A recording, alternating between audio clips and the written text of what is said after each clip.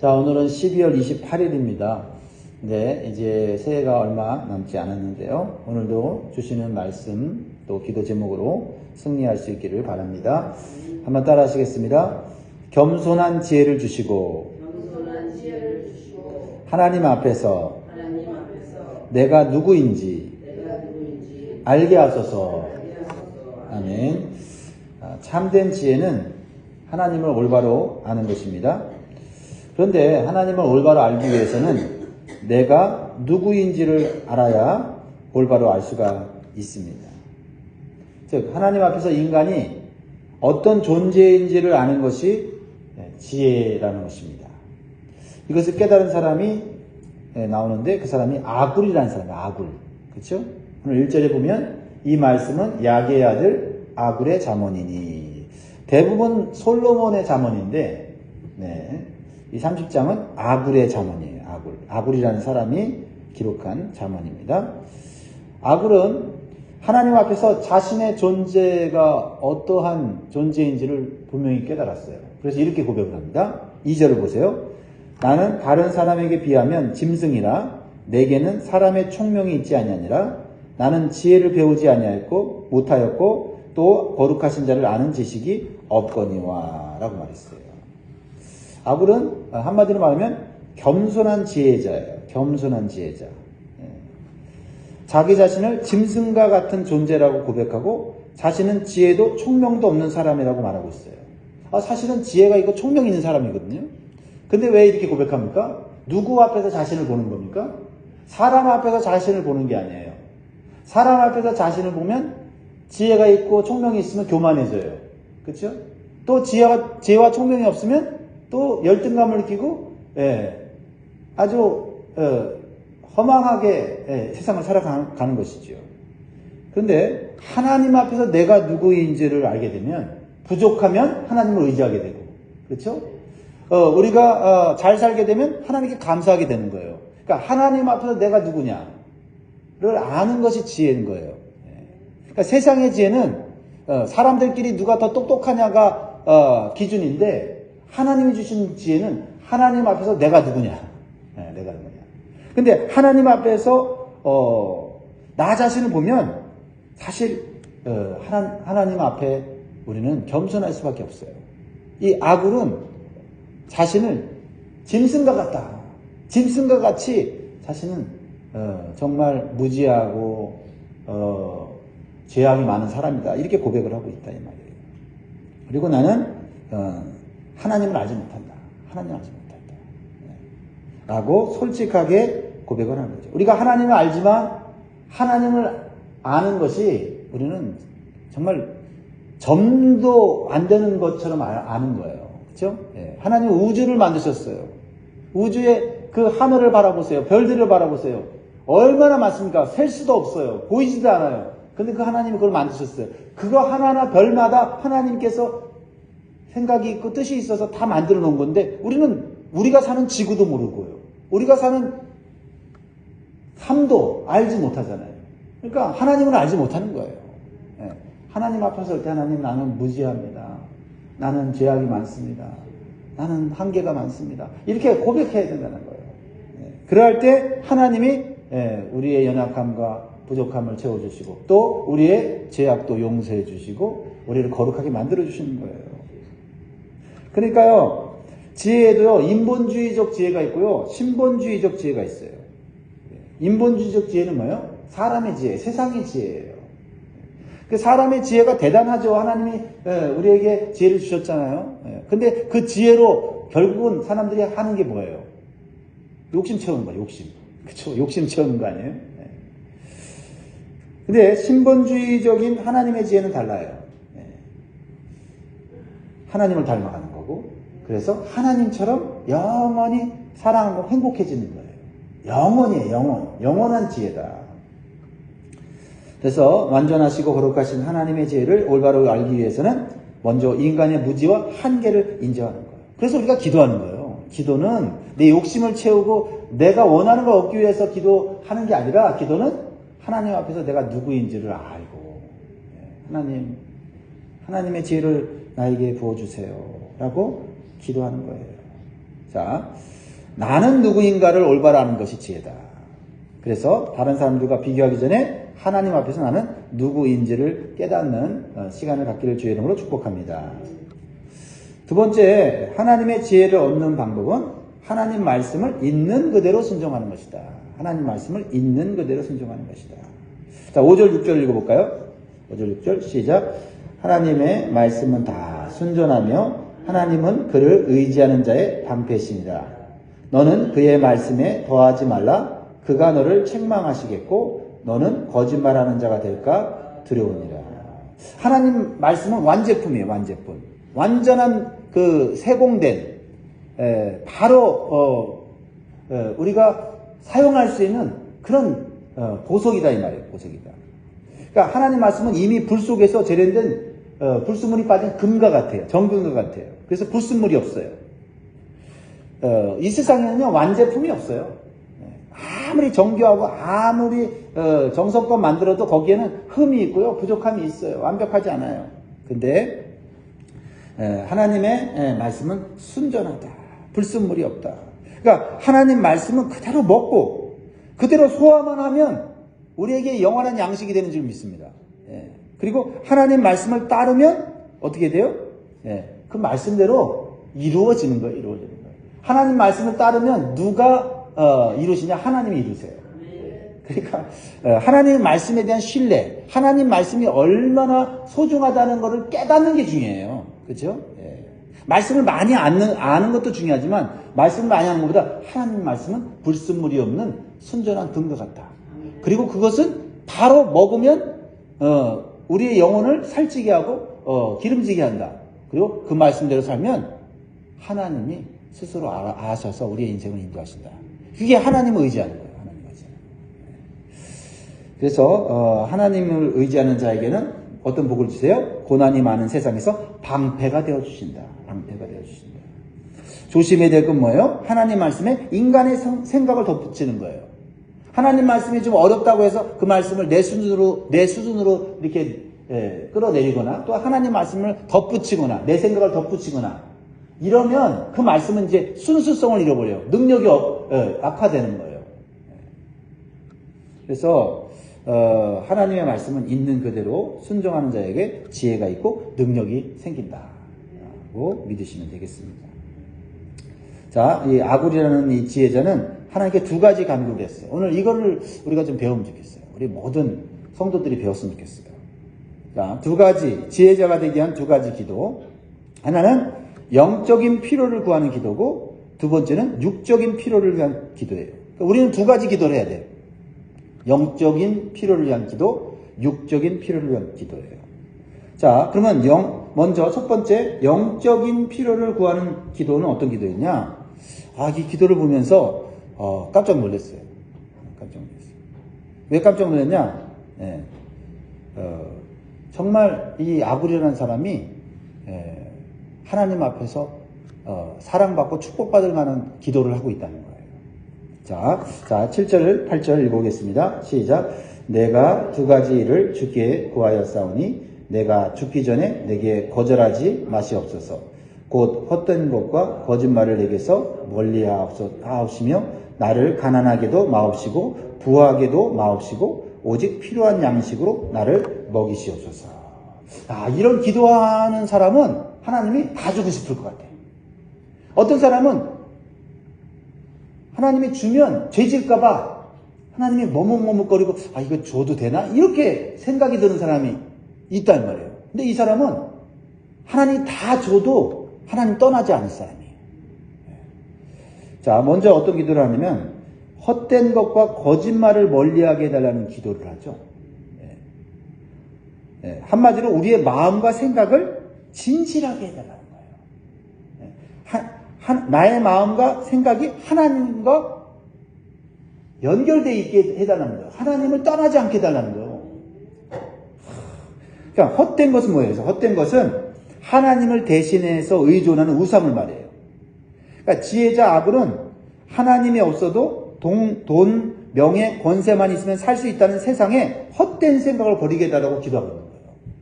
돈이 많아지면 하나님 없어도 살 수 있네. 명예가 생겨서 인기가 올라가면 사람들한테 존경받고 사람들이 막 그 사람을 높이고 그러면 내가 하나님 된 것 같잖아요. 하나님 필요 없잖아요. 권세? 한마디만 하면 사람들이 굽신거리고 말이죠. 막 죽는 신용까지 하는 거 보니까 하나님 없어도 되네. 이 생각이 너무 위험하다는 거예요. 헛된 것 하나님 내 마음에서 멀리하게 해주세요. 그리고 거짓말을 멀리하게 해달라고 기도하고 있어요. 많은 기도 중에 거짓말. 어제 10계명 아홉 번째가 뭐예요? 거짓 증거하지 말라. 야, 이게 중요한 거구나. 다시 한번 깨닫게 돼. 우리가요, 사실은 의도적으로 거짓말을 하지 않아도 거짓말, 거짓된 어떤 그런 행동들을 한단 말이에요. 왜냐하면 하나님에게는 없는 게 한 가지가 딱 있는데 그것이 거짓이 없어요. 거짓이. 그러니까 핵심을 잡은 거예요. 하나님을 믿고 하나님을 닮아가는 데 있어서 핵심은 거짓이 없으면 하나님 닮아갈 수 있구나 라는 것을 깨달은 거예요. 그러니까 거짓말은 하나님의 성품과는 완전히 반대되는 성품이에요. 그러니까 기도를 하더라도 핵심 기도를 딱딱 하는 거예요. 헛된 것, 거짓말 멀리하게 해주세요. 이게 되는 거죠. 그러니까 왜냐하면 인간들은 사실은 자기 욕심을 채우면서 살기 위해서는 때로는 거짓말도 하고 편법도 쓰고, 그죠? 사람을 속이면서 하여튼 뭐 법에 접촉이 안 되거나 법에 걸리지만 않으면 된다는 생각으로 세상을 살아가잖아요. 그게 세상의 지혜거든요. 그 꾀라고 하죠. 꾀. 그 꾀를 써서 어쨌든 간에 내가 돈을 벌고 명예를 얻고 권세를 얻으면 돼요. 근데 그러고 나서 욕심이 지나치면 어떻게 해요? 다 드러나잖아요. 다 드러나면 어떻게 돼요? 뭐 요즘 같으면 정말 인터넷에 다 퍼져버리니까 다 드러나지 않습니까? 근데 여러분 인터넷을 무서워할 게 아니에요. 인터넷보다 더 무서운 하나님의 불꽃 같은 눈 네, 그것을 또 드려야 되거든요. 그래서 우리가 거짓말, 거짓된 행위, 거짓된 생각, 이게 하나님과는 완전히 반대되는 거구나. 이게 우리에게도 있고 나에게도 있고 다 있어요. 다 있어요. 이게 우리의 어떤 그 기도의 중요한 핵심입니다. 하나님 오늘도 거짓된 생각, 거짓된 말, 거짓된 행동, 하나님 나에게서 나오지 않게 해주세요. 순간적으로 위기를 모면하기 위해서, 이익을 그래도 얻기 위해서 내가 하는 그런 나도 모르게 하는 거. 알면서는 우리가 안 하려고 하지, 예수 믿는 사람들은.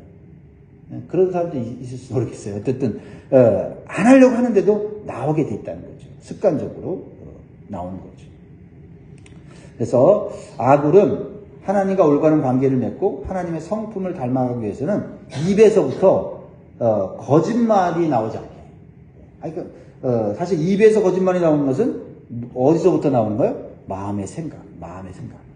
그래서 잠언 12장 19절에 보면 진실한 입술은 영원히 보존되거니와 거짓 혀는 잠시 동안만 있을 뿐이니라. 이게 지혜다. 우리가 거짓으로 잘 되는 거 그거 잠시뿐이라는 거예요. 그러나 진실한 입술은 때로는 고난도 받고 손해도 오지만 진실한 입술은 하나님이 보고 계시니까 영원하다. 이거를 먼저 아는 게 중요하죠. 그래야 좀 우리가 갈등의 상황 가운데서 말씀을 기억하고 승리할 수 있습니다. 세상의 거짓된 지혜는 오래가지 못합니다. 진실한 마음에서 나오는 지혜가 하나님의 지혜고 영원히 지속되는 것이다. 자, 그러면 이제 아굴은 육적인 필요를 위한 기도를 해요. 어떻게 이 사람은 육적인 필요를 위한 기도를 할까? 지혜자는 어떤 기도를 할까?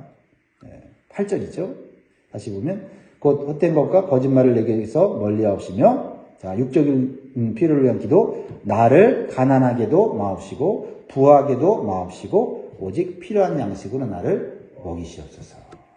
그러니까 나를 가난하게도 마옵시고 부하게도 마옵소서 라는 기도를 우리가 많이 들었을 거예요. 근데 이게 보통 기도가 아니더라고. 묵상할수록. 사실 가난을 극복하게 해달라는 기도는 이해가 되는데 부하게 하지 말라는 기도는 이해가 안 되는 거예요. 그렇잖아요. 가난을 이기게 해주세요. 그러나 부하게 해주세요. 이 기도 할 수 있잖아요. 보통 하잖아요.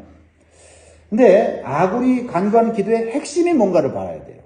핵심은 오직 필요한 양식으로 나를 먹이시옵소서. 즉 나에게 꼭 필요한 것은 하나님이 아세요. 이 얘기예요. 필요한 것만 있으면 우리는 살아가거든요. 사실은. 그런데 필요한 것 이상의 욕심으로 구하는 기도 나 하지 않게 해주세요. 이 기도군요. 왜냐면 욕심으로 구한 거 그거 하나님이 주시지도 않을 뿐만 아니라 간절히 기도하는 사람에게 진실하게 기도하는 사람 욕심으로 구한 거 하나님 들어주지 않을 뿐만 아니라 그러나 욕심으로 얻는 인간적인 수단과 방법은 있잖아요.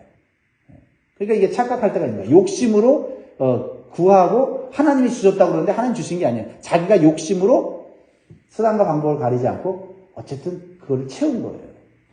근데 그것으로 사람이 행복해지지 않고 오히려 그것으로 인해서 인생이 피곤해지고 불행해지더라라는 거죠. 그걸 깨달은 사람이에요. 깨달은 사람이에요. 그러니까 필요한 것만 주세요라고 기도한 것은 또 뭐냐면 이 사람은요 필요한 것만 만족하는 사람이에요. 그걸로 자족하는 사람. 그러면 필요한 것 이상 하나님 주시면 어떤 사람이에요? 자기가 갖고 있지 않는 거예요. 왜? 갖고 있으면 자기에게 문제가 생기는 거 아니까 하나님이 뜻이 있어서 필요한 것 이상 주셨구나. 그러면 내 거 아닌 거니까 하나님을 위해서 가난한 사람을 위해서 귀하게 쓰므로 말미암아 하나님이 기뻐하시는 삶을 살게 된다 이 말이에요. 중요한 건 물질에 많고 적음에 따라 내 마음이 요동되지 않는 그 영적인 상태. 그러니까 영적인 필요를 위하는 기도나 육적인 필요를 하는 기도나 다 영적이야 보니까 핵심이 그죠? 네. 이런 면에서 아굴의 지혜는 지혜의 왕 솔로몬보다 뛰어난 부분이 있다 하는 것을 깨닫게 돼요. 솔로몬은 지혜와 함께 부와 명예와 권세까지도 얻었어요. 그렇죠? 솔로몬도요 순수하게 하나님 앞에 일천번제 드리고 예배 드리고 기도했을 때 하나님이 지혜로운 마음을 주셨어요. 지혜를 구했거든요.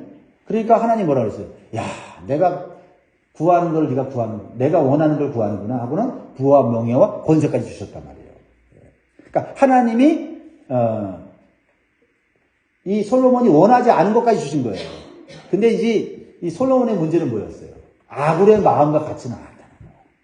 아굴은 필요한 것만 구했고 필요한 것만 스스로 만족했어요. 그리고 필요한 것 이상 주셨으면 그는 그 필요한 것을 하나님 뜻대로 나눠줬다 이 말이에요. 근데 솔로몬은 그게 안 됐어요. 하나님께 감사했어요. 하나님 나를 이렇게 작은 자를 이렇게 지혜를 주시고 부와 명예와 권세를 주시고 이렇게 평화로운 나라를 섬기게 해주셔서 고맙습니다. 그런데 말년에 교만해졌어. 하나님 주신 지혜를 잘못 사용해갖고 말이죠.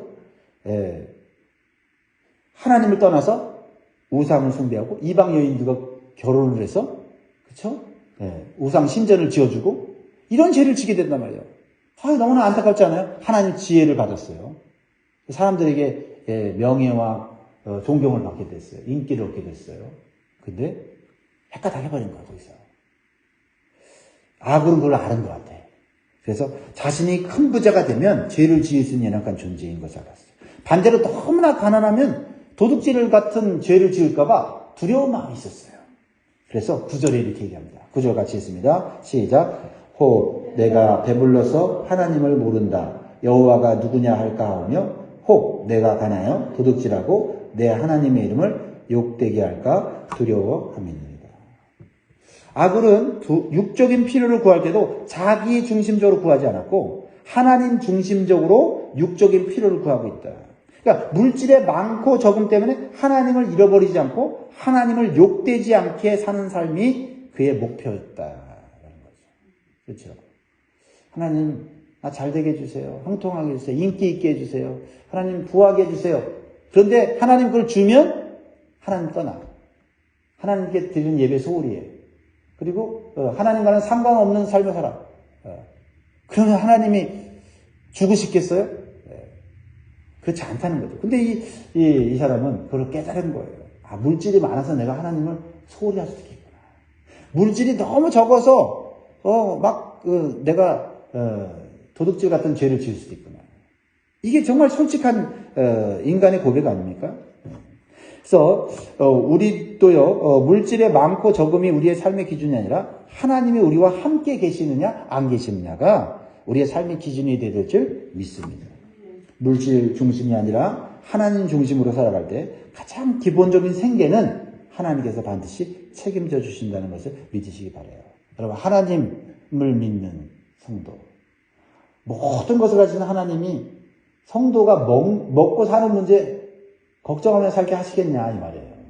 근데 걱정하며 사는 거는 문제가 있는 거죠. 그렇죠? 삶에 뭔가 질서가 깨지거나 하나님과 관계가 올바르지 않거나 또 일시적으로 가난하게 되는 거는 또 하나님 뜻이 있겠죠. 그걸 통해서 연단시키는 건데 끝까지 정말 먹고 사는 문제로 힘들어서 예배도 못 드릴 정도로 매일 평생 일하다 죽는다면 사실은 참 그것은 어떻게 보면 하나님과의 올바른 관계를 못 맺었기 때문에 가난을 극복하지 못하고 먹는 문제로 걱정하며 평생 사는 거예요. 그러므로 정말 내가 힘들고 어려운 삶을 살고 있다면 하나님과의 관계 속에서 하나님이 나의 아버지 되심을 믿고 살아가야 돼요. 그리고 하나님이 원하시는 삶의 질서를 우선순위를 만들 필요가 있다. 또 좀 부한 사람, 좀 많이 가진 사람은 나에게 필요한 만큼의 물질을 뭔가를 생각해야 된다는 거예요. 그것으로 감사하고 만족하면서 내 필요 이상의 것을 주셔서 내가 정말 선도 행하고 이것도 저것도 하나님의 영광을 위해서 많은 사람들을 또 주님께로 인도하는 데 사용할 수 있으니 너무 좋다. 사실 제 마음은 좀 그래요. 제 마음은 좀 돈의 여유가 좀 있다면 정말 제 마음 같아서는 선한 일을 많이 할 수 있을 것 같고 정말 많은 사람들에게 하나님의 사랑을 좀 전해줄 수 있을 것 같아요. 근데 모르죠. 제가 돈을 많이 갖게 되면 어떻게 될지 몰라요. 그러니까 제가 하나님 앞에 기도하는 거예요. 하나님 필요한 양식은 하나님 책임져 주세요. 목회를 시작할 때 그런 게 있거든요. 우리 아버지 어머니는 목회하면서 너무 가난하게 살고 못 먹고 살고 이런 거를 경험해서 목회를 하기 싫었거든요. 근데 목회자가 되게 하셨다면 나는 먹고 사는 문제 기본적인 것만큼 많은 걸 바라진 않아요. 그 기도는 내가 많이 했던 것 같아요. 그래서 예수님께서 분명히 약속하셨어요. 마태복음 6장 30절에서 33절 말씀, 잘 아는 말씀이죠. 오늘 있다가 내일 아궁이에 던져지는 들풀로 하나님이 이렇게 입히시거든. 하물며 너희를 껴보냐? 믿음이 작은 자들아. 그러므로 염려하여 이르기를 무엇을 먹을까? 무엇을 마실까? 무엇을 입을까? 하지 말라. 이는 다 이방인들이 구하는 것이다. 너희 하늘 아버지께서 이 모든 것이 너희에게 있어야 할 줄을 아십니다. 하나님이 몰라서 안 주는 게 아니라 우리가 받을 자격이 안 돼서 못 받는 거구나. 그러면서 우리가 육적인 필요 이거 하나님께서 우리가 다 알고 계시다. 그러면 우리가 영적인 필요를 구하자. 그럼 육적인 필요는 자연스럽게 따라온다. 그게 이제 마태복음 6장 33절 그런즉 너희는 먼저 그의 나라와 그의 의를 구하라. 그리하면 이 모든 것을 너희에게 더하시리라. 말씀은 불순물이 없어요. 우리의 생각을 덧붙이니까 좀 문제가 생기는 거지 그대로 순종하기만 하면 말씀 그대로 이루어지는 줄 믿습니다. 사랑하는 여러분, 우리는 오늘 아구를 통해서 세상의 지혜가 아니라 하나님 중심의 지혜, 신본주의적인 지혜를 배웠어요. 하나님 앞에서 내가 누구인지를 아는 게 지혜죠. 인간의 무지와 연약함을 인정하는 겸손함으로 하나님 말씀을 배우고 순종하기를 바랍니다. 그리고 우리가 기도할 때 두 가지 기도해야 되죠. 영적인 필요를 위한 기도, 육적인 필요를 위한 기도를 해야 될 줄 믿습니다. 중요한 것은 물질의 많고 적음이 기준이 아니라 하나님이 내 삶에 함께 계시느냐 안 계시느냐 이것이 기준이 되는 거죠. 이렇게 하나님 중심적인 기도를 할 때 하나님께서는 그 인생을 끝까지 책임져 주시고 아름답게 사용해 주시고 축복해 주시는 줄 믿습니다. 서로를 축복합니다. 겸손한 지혜자가 됩시다. 겸손한 지혜자가 됩시다. 우리 기도하겠습니다.